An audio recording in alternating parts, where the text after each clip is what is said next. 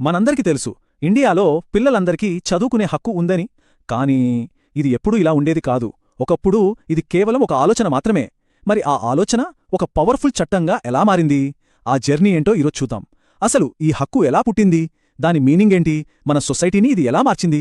అయితే ఈ మొత్తం కథను మొదలుపెట్టే ముందు ఒక్క ఫండమెంటల్ క్వశ్చన్. ఎడ్యుకేషన్ అది ఒక ప్రివిలేజా లేక రైటా? అంటే కొందరికి మాత్రమే దొరికే అదృష్టమా లేక ప్రతి ఒక్కరికీ అందాల్సిన హక్కా? చూడండి, ఈ ఒక్క ప్రశ్నలోనే మొత్తం స్ట్రగుల్ ఉంది. ఈరోజు మనందరికీ తెలుసు ఇదొక కాన్స్టిట్యూషనల్ రైట్ అని. కానీ ఈ స్టేజికి రావడానికి చాలా పెద్ద, చాలా కష్టమైన పోరాటమే జరిగింది. ఆ కథేంటో చూద్దాం పదండి. రైట్. సో కథలో ఫస్ట్ పార్ట్లోకెళ్దాం. ఈ హక్కు అనేది డైరెక్ట్గా పార్లమెంట్లో పుట్టలేదు. ఆశ్చర్యంగా ఉంది కదా? దీని మూలాలు కోర్టుల తీర్పుల్లో ఉన్నాయి. అదెలాగో చూద్దాం. ఇక్కడే అసలు చేంజ్ మనకు కనిపిస్తుంది. ఫస్ట్లో రైట్ టు లైఫ్ అంటే జీవించే హక్కులోనే ఎడ్యుకేషన్ కూడా ఒక భాగం అనుకునేవాళ్లు. అంతే, పరోక్షంగా అన్నమాట. కానీ ఆర్టికల్ 21A వచ్చాక సీన్ మారింది. ఇది విద్యను ఒక సపరేట్, తిరుగులేని ఫండమెంటల్ రైట్గా మార్చేసింది. ఇది చిన్న విషయం కాదు, చాలా పెద్ద మార్పు. అంటే దీని అర్థమేంటంటే పార్లమెంటు ఒక చట్టం తీసుకురావడానికి చాలా సంవత్సరాల ముందే మన కోర్టులు ఈ మార్పు ఎంత అవసరమో గుర్తించాయి. దీనికి ఫౌండేషన్ వేసింది జ్యుడిషియరీనే అన్నమాట. ఓకే, మరిప్పుడు ఆ ల్యాండ్మార్క్ కేసుల గురించి చూద్దాం. దేశం మొత్తాన్ని కదిలించిన కేసులివి. అసలు ఈ రైట్కి పునాది వేసింది ఈ కేసులే. ఈ టైంలైన్ చూడండి ఒకసారి. 1992 మోహిని జైన్ కేస్. ఇక్కడ ఒక చిన్న బీజం పడింది. ఆ నెక్స్ట్ ఇయరే 1993లో ఉన్నికృష్ణన్ కేస్. ఇది దాన్ని ఒక పవర్ఫుల్ ఆర్గ్యుమెంట్గా మార్చింది. ఇక ఫైనల్గా 2012లో ఈ హక్కును అమలు చేసే చట్టానికి సుప్రీంకోర్టు ఫుల్ సపోర్ట్ ఇచ్చింది. అప్పటితో దీనికి తిరుగులేని బలమొచ్చేసింది. ఆ ఉన్నికృష్ణన్ జడ్జిమెంట్లోని ఈ మాటలు చూడండి, ఎంత పవర్ఫుల్గా ఉన్నాయో. కోర్టు ఎంత క్లియర్గా చెప్పిందంటే విద్య ఒక హక్కు అని. ఇది నిజంగా ఒక హిస్టారికల్ మైల్స్టోన్. సో ఇక్కడ మనం అర్థం చేసుకోవాల్సిన మెయిన్ పాయింట్ ఏంటంటే జ్యుడిషియరీ తీసుకున్న చొరవే పార్లమెంటును కదిలించింది. కోర్టులిచ్చిన ఆ స్ట్రాంగ్ జడ్జిమెంట్సే చివరికి రాజ్యాంగ సవరణకు దారితీసాయన్నమాట. సరే, ఇప్పుడు అసలు మ్యాటర్లోకి వచ్చేద్దాం. ఈ కొత్త ఆర్టికల్ 21A అసలు ఇది ఏం చెప్తోంది? దీని డీటెయిల్స్ ఏంటో చూద్దాం. ఇది కాన్స్టిట్యూషన్లో ఉన్న యాక్చువల్ టెక్స్ట్. ఇక్కడ ప్రతి పదం, ప్రతి word important. The state shall provide అంటే రాష్ట్రం అందించాలి. ఇది జస్ట్ ఒక సలహా కాదు, ఇదొక ఆర్డర్. అలాగే ఉచిత మరియు నిర్బంధ, ఫ్రీ అండ్ కంపల్సరీ, ఈ రెండూ ఈ హక్కుకు ప్రాణం లాంటివి. ఈ హిస్టారిక్ చేంజ్ 2002లో 86th రాజ్యాంగ సవరణ ద్వారా జరిగింది.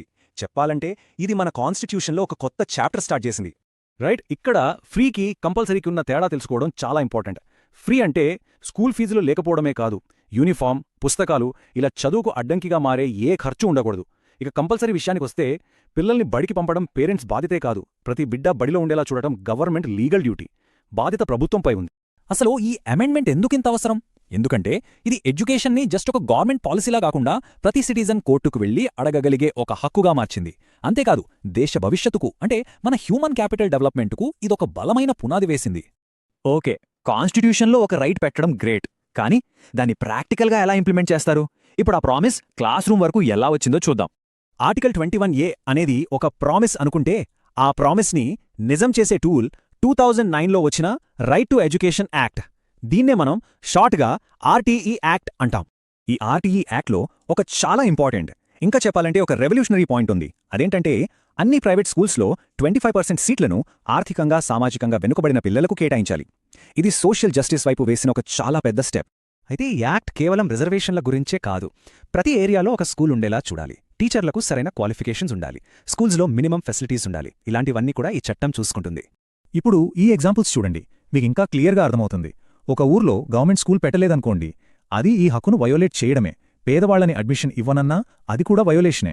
25% కోటాలో చేరిన పిల్లల దగ్గర ఫీజులు వసూలు చేసినా అది కూడా ఖచ్చితంగా ఉల్లంఘనే. సరే, ఫైనల్గా ఈ మొత్తం జర్నీ యొక్క సమరీ ఏంటి? అసలు ఈ రైట్ మన దేశానికి ఎందుకు అంత ఇంపార్టెంట్?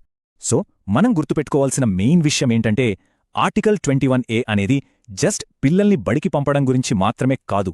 ఇది ఈక్వాలిటీకి, సోషల్ జస్టిస్కి, ప్రతి బిడ్డకు ఒక మంచి భవిష్యత్తు ఇవ్వడానికి వేసిన ఒక స్ట్రాంగ్ ఫౌండేషన్. ఇందాక జస్టిషియబుల్ లేదా న్యాయసమ్మతం అనొక మాట వాడాం కదా, దాని పవర్ని అస్సలు తక్కువ అంచనా వేయొద్దు. దానివల్లే ఎడ్యుకేషన్ అనేది ప్రభుత్వమిచ్చే దానంలా కాకుండా ప్రతి సిటిజన్ డిమాండ్ చేయగల హక్కుగా మారింది. ఇది సిటిజన్స్కి ఇచ్చిన ఒక పెద్ద పవర్.